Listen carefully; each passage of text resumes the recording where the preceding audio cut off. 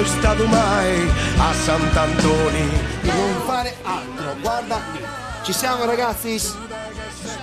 Ci sei? Sì. Operatori? Pronti in rec. Federic?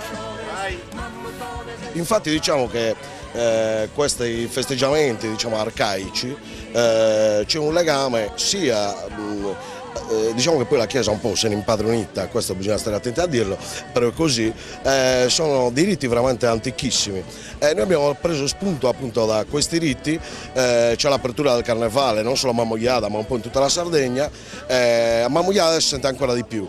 Io sono rimasto veramente affascinato l'anno scorso quando siamo venuti qua con l'amico Agostino Appolla, abbiamo scritto appunto la canzone da Gazzetta del Nardo, dove dietro poi c'è anche la leggenda di Sant'Antonio Abbatte che rubò il fuoco all'inferno per darlo poi agli uomini, accompagnato dal suo porcellino e dal bastone dove nasconde poi sì, le braccia. In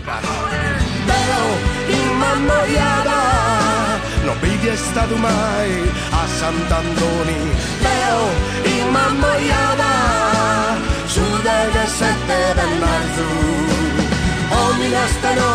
Per me Sant'Antonio Abbatte è una persona, anzi un santo, giustamente bisogna ricordare anche i santi. E in più mi ricordo purtroppo l'anno scorso, in questo periodo, ho avuto il fuoco di Sant'Antonio e giustamente come mi ha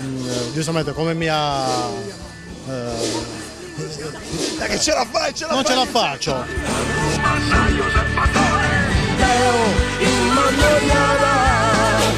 è stato mai a Sant'Antoni. Leo in Mamogliada